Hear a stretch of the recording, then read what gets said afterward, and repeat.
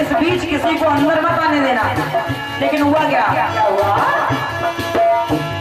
तो मिलना जरूरी है, अरे मिलना जरूरी है, मेरी मजबूरी है, इसलिए तो आया जरूरी काम से।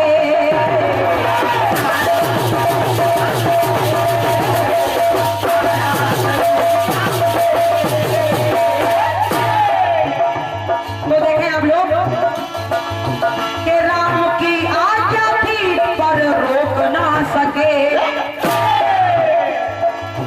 तो राम की आज्ञा थी पर वो रोक ना सके। और काल को जाते लक्ष्मण जी टोक ना सके, अरे काल को जाते लक्ष्मण जी टोक ना सके। इसीलिए तो कहना है कि काल को, अरे काल को कोई पाया ना जान रे, कि काल को कोई पाया ना जान रे, राम मानो ये काल से जाने।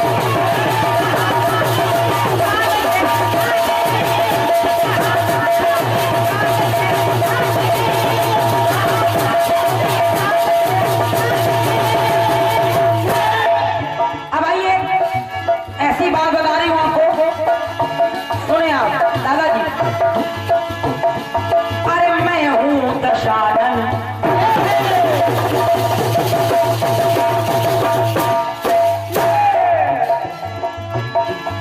तो मैं हूं दशानन, अरे मैं हूं दशानन, मैं धरती से अंबर तक अरे सीढ़ी लगाऊंगा मैं।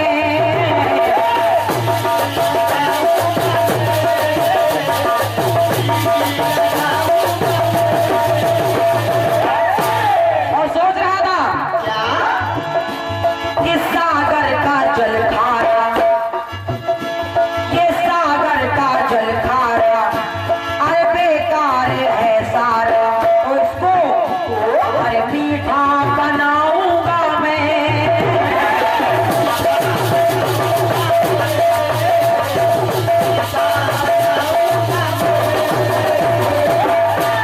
लेकिन काल को भी दशानन वो जान ना सका, जबकि समझ रहा था कि काल को तो मैंने अपनी पार्टी से बांध रखा है, लेकिन फिर भी हुआ क्या? तो काल को वो दशानन भी जान ना सका, और कैसी गति है वो उसको पहचान ना सका। तो काल को कोई पाया ना जान रे, कहा जानो ये काल से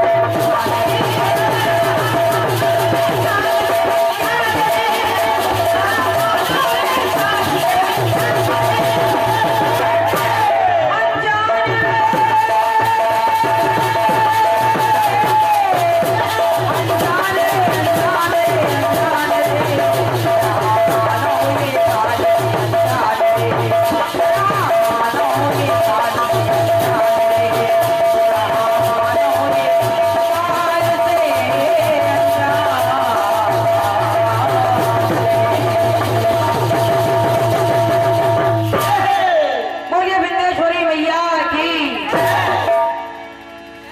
और आइए,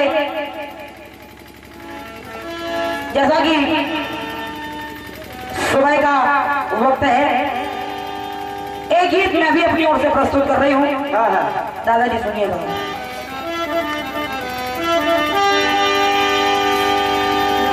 एक गीत बना था बहुत पहले। कौन सा?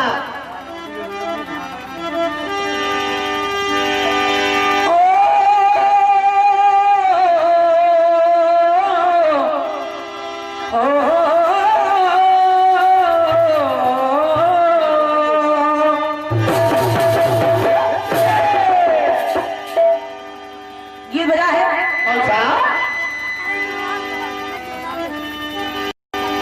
अरे मन के सवरिया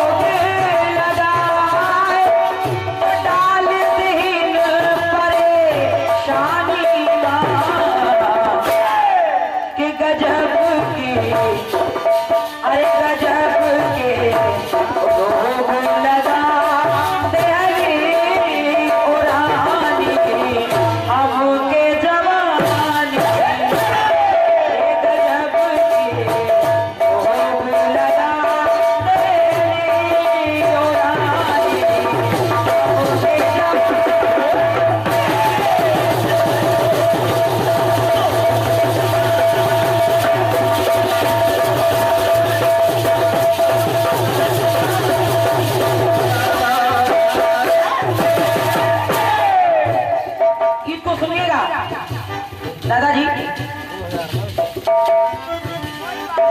मैं हालांकि कहते हैं कि 5 तत्व होते हैं, चित जल पावक गगन समीरा, 5 तत्व से बना शरीरा। लेकिन मैं अपने गाने में केवल 2 तत्व ले रही हूँ और 3 तत्व आपके लिए छोड़ रही हूँ। और वो 2 तत्व, एक जल तत्व है और एक अग्नि तत्व है। आप लोगों ने देखा होगा कहीं कहीं लिखा रहता है कि जल ही जीवन है। बहुत अच्छे। अगर पानी ना हो तो व्यक्ति जीवित नहीं रह सकता। यानी जल जीवन है व्यक्ति के लिए। लेकिन सोचिए, जब यही जल कभी कभी अधिक हो जाता है तो यही जल कभी कभी मौत का कारण भी बन जाता है। अखबार में पढ़ने को मिलता है कि बेतबा खतरे के निशान से ऊपर बह रही है। जितने भी किनारे गांव थे वो खाली करा लिए गए। यही जल, अगर ये जल जीवन देता है तो ये जल प्राण भी ले लेता है। उसी प्रकार मैं आपको बता रही हूँ कि अग्नि का काम है जलाना। अग्नि पल में कोई भी चीज हो जला करके राख कर देती है। लेकिन एक ऐसी घटना मैं आपको बता रही हूँ कि अग्नि से कोई जल नहीं रहा है, बल्कि अग्नि से किसी को नया जीवन मिल रहा है। तो सुने आप कि बात यही हर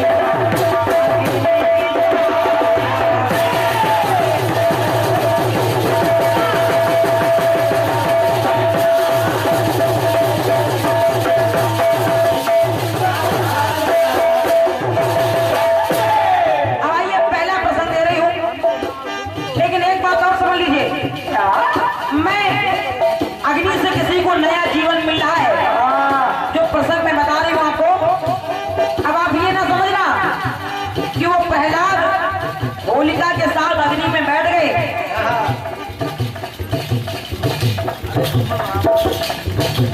ये भैया हमारे श्री रामदयाल जी मनहर, आपके कर कमलों द्वारा ये पुनः 1 से मुद्राओं का आशीर्वाद प्राप्त हुआ है।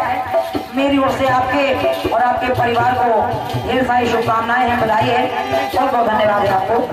धन्यवाद। सुनिएगा तो दादाजी, आप ये ना समझिएगा कि वो प्रहलाद अग्नि से बच गए, उनको नया जीवन मिल गया। नहीं, वो अग्नि से ऐसे ही नहीं बच गए।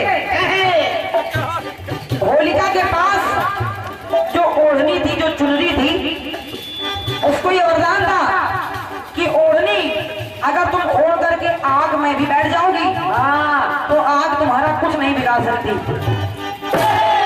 और जब होलिका प्रहलाद को लेकर के अग्नि में बैठी, वही ओढ़नी ओढ़ करके, तो भगवान की ऐसी माया कि इतनी जोर से हवा चली, वही ओढ़नी सरक करके प्रहलाद के सर पे आ गई। तो होलिका तो जल के मर गई, लेकिन प्रहलाद ज्यों के त्यों बच गए। इसलिए सुने आप,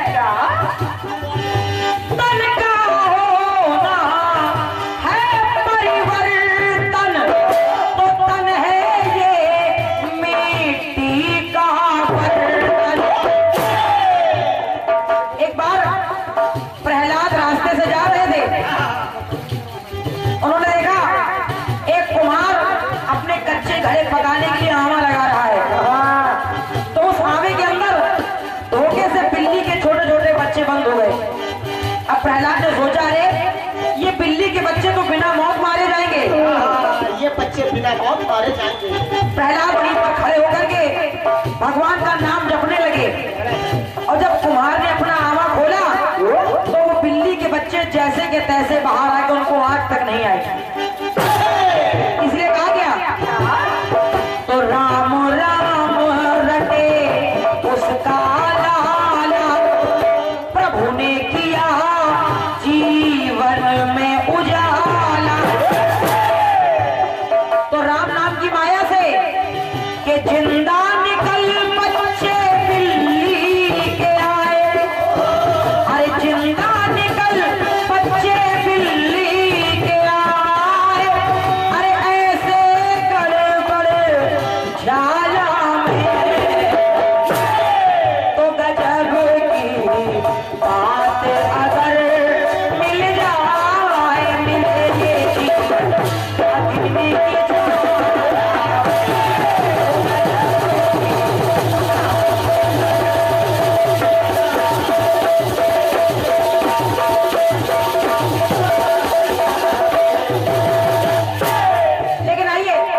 और सुने।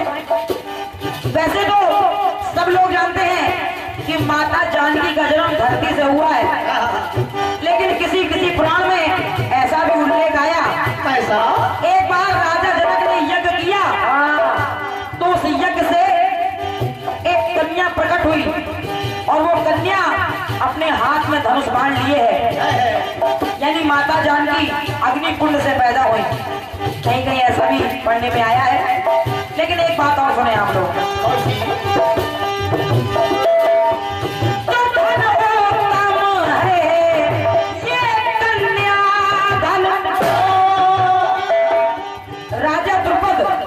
राजा द्रुपद के कोई संतान नहीं थी, इसलिए राजा ने क्या किया,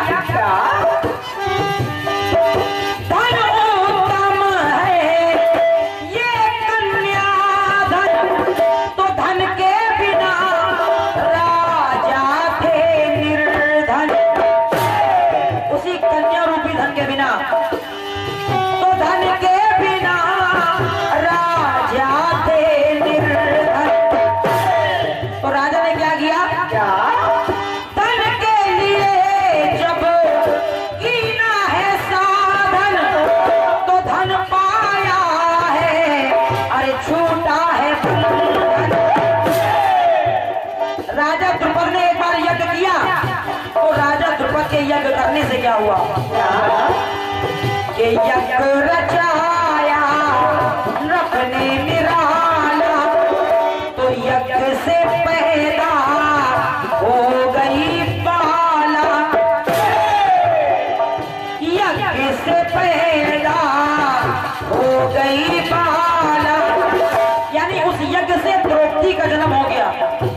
अब द्रौपदी तो अग्निकुंड से पैदा हुई, लेकिन द्रौपदी के साथ साथ एक लड़के का भी जन्म हुआ जिसका नाम था धृष्टद्युम्न, द्रौपदी का भाई। इसलिए तो भाई बहन का जोड़ा सजाए, वो भाई बहन का जोड़ा सजाए, तो मची खुशी यज्ञशाला में,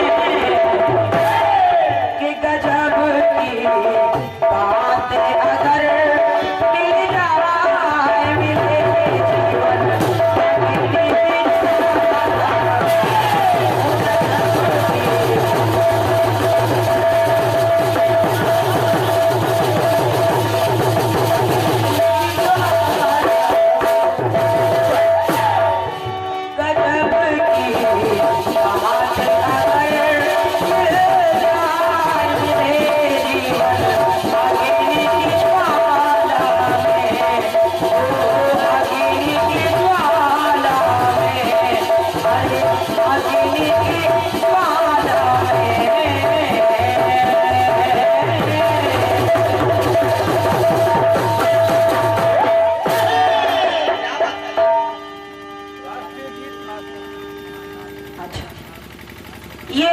सम्मानी हमारे राम दयाल जी मनहर भैया की ओर से पुनः 100 मुद्राओं का आशीर्वाद आया है और आपने एक राष्ट्रीय गीत के लिए कहा है, बहुत बहुत धन्यवाद है।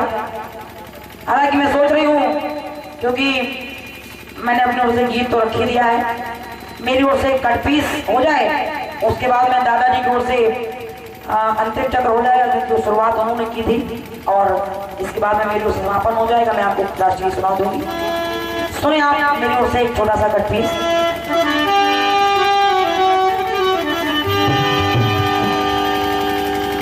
एक गीत बजा है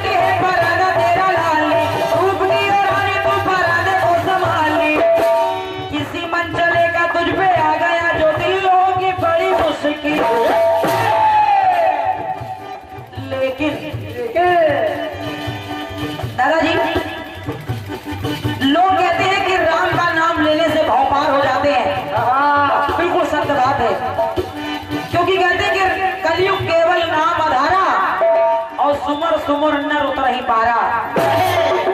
भगवान का नाम लेने से, क्योंकि राम से बड़ा है राम का नाम, इसलिए उनका नाम लेने से व्यक्ति तो भाव पार हो ही जाता है।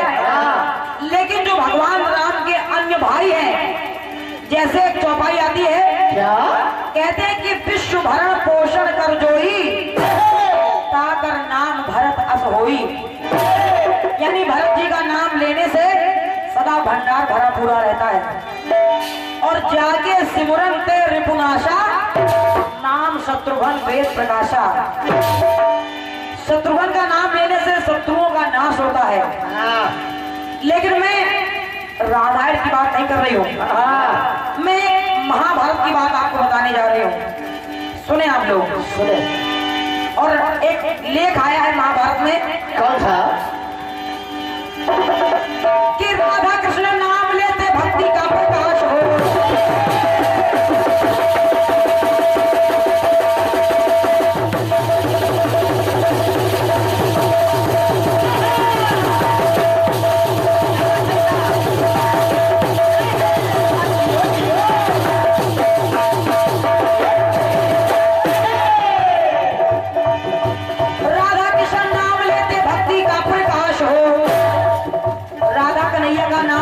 भक्ति का प्रकाश होता है। और ये बिल्कुल दादाजी, ये बिल्कुल प्रैक्टिकल बात है, ऐसा करके देखिए आप, जरूर होगा।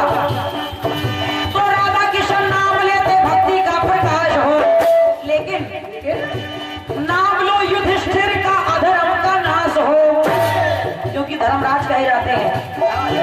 तो नाम लो युधिष्ठिर का अधर्म का नाश हो, और भीम का जो नाम लेते पापों का विनाश हो। भीम का जो नाम लेते पापों का विनाश हो, और अर्जुन का नाम लेते शत्रुओं का नाश हो।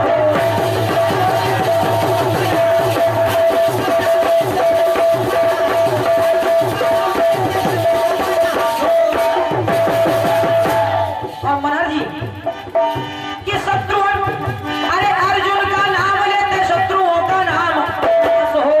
लेकिन अगर कि प्रेम से कहो, अरे प्रेम से कहो सहदेव और नकुल, तो प्रेम से कहो जो सहदेव और नकुल, तो निरोगी रहे कुल। ये है फार्मूला 44। बिल्कुल प्रैक्टिकल बात है, क्योंकि ये नकुल और सहदेव ये अश्वनी कुमार के पुत्र हैं, और अश्वनी कुमार जो देवताओं के वैद्य हैं, इसलिए कहना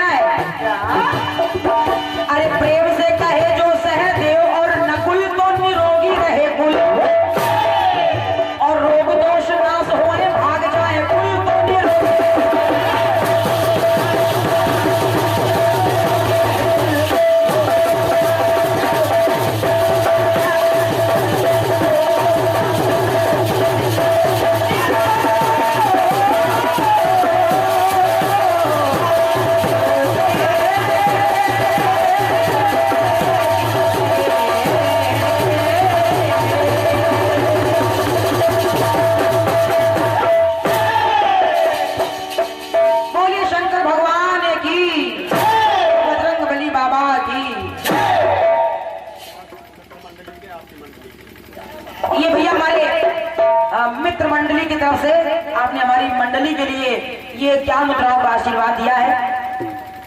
हमारी समस्त मंडली की तरफ से आपके पूरे मंडली के सभी सदस्यों को शुभकामनाएं हैं। हमेशा आप में एकता बनी रहे, प्रेम बना रहे। धन्यवाद है मेरी ओर से। जैसे हम लोगों में एकता चल रही है आजकल। और ये श्री राजकुमार जी गोस्वामी, आप फौजी हैं, ललितपुर से आप पधारे हैं। आपके द्वारा ये 1 से 1 मुद्राओं का आशीर्वाद आया है। बहुत बहुत धन्यवाद है सम्मानीय गोस्वामी जी को, धन्यवाद मेरी ओर से। तो लीजिए इसी के साथ अब सवेरे के समय प्रातः काल की बेला में आ रहे हैं आपके समक्ष पुनः सम्मानीय दादाजी, आप लोग उनको सुने। आइए दादाजी, पुनः स्वागत है आपका प्रातः काल बेला में।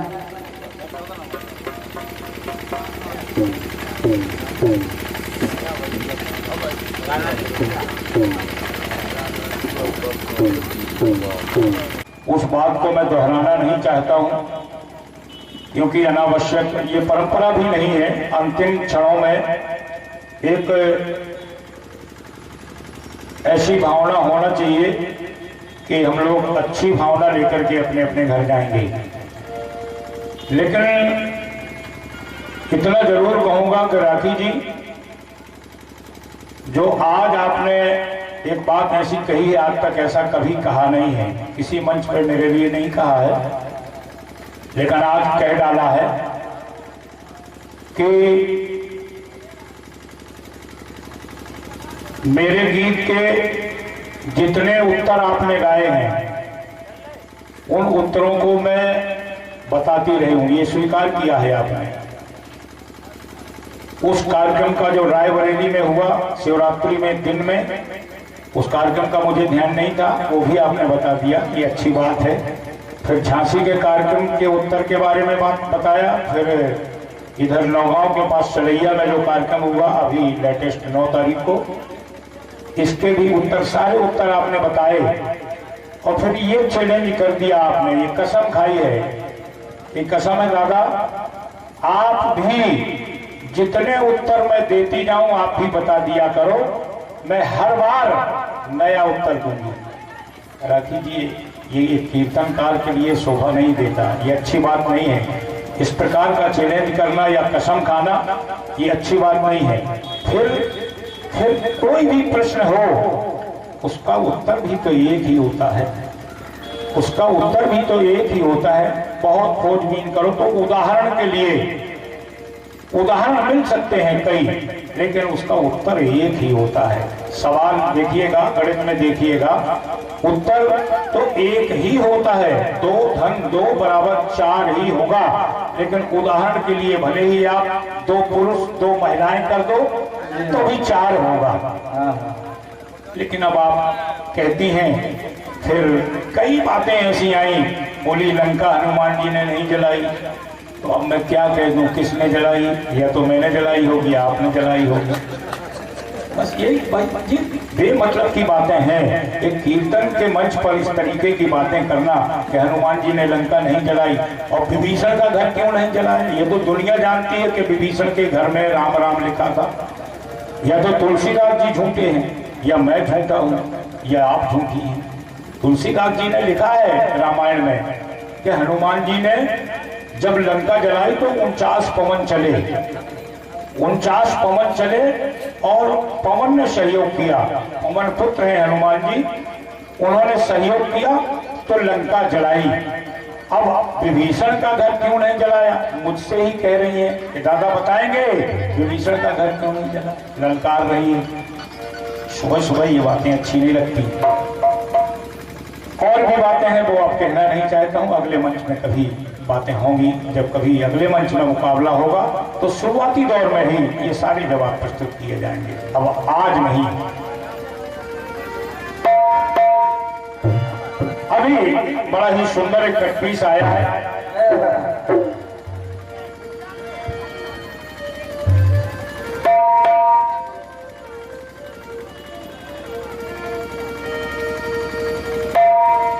अरे राधा कृष्ण नाम लो तो बेड़ा भाव से पार हो।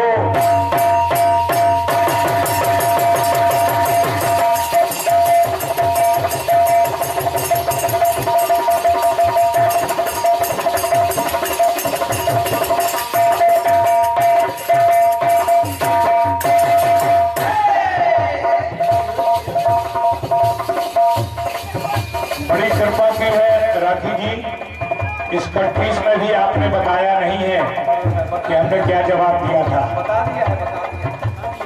अच्छा, मतलब बता दिया है, चलिए कोई बात नहीं। लेकिन अगर बता दिया है तो सत्य सत्य होता है। आपने जो कटपीस गाया है, एक परिवार के नामों को जोड़ करके कि जहां युधिष्ठिर होंगे, धर्मराज होंगे, वहां अधर्म नहीं हो सकता, तमाम बातें आपने की हैं। अब एक ही परिवार के नाम होना चाहिए, वो उनकी विशेषताएं होना चाहिए। तो जवाब में सुनिएगा। अरे राम जी का नाम लो तो बेड़ा भव से पार हो, राम जी का नाम लो तो बेड़ा भव से पार हो, और भरत जी का नाम लो तो भरा भंडार हो, भरत जी का नाम लो तो भरा भंडार हो, और लक्ष्मण का नाम लो तो दूर सब भार हो, शत्रुघ्न का नाम लो तो शत्रुओं का छार हो, प्रेम से जपो जो चारों भाइयों का नाम, अरे प्रेम से जपो जो चारों भाइयों का नाम, सारे बन जाएगा। अरे प्रेम से जपो जो चारों भाइयों का नाम, सारे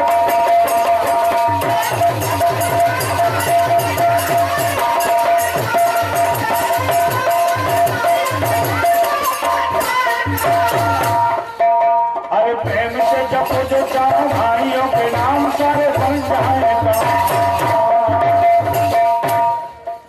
ये आपका जवाब कटपीस का।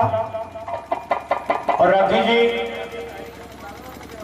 आपने कहा कि मेरे ही गीत को काट छांट करके आपने जवाब दिए हैं, और फिर एक इशारा और किया, ये दादा हरिकिशन ने जवाब दिया था। मुझे ये बताओ, प्रसंग आखिर किसी की रजिस्ट्री में तो लिखे नहीं है? ऐसे तो हम भी कहते हैं कि दीक्षित जी ने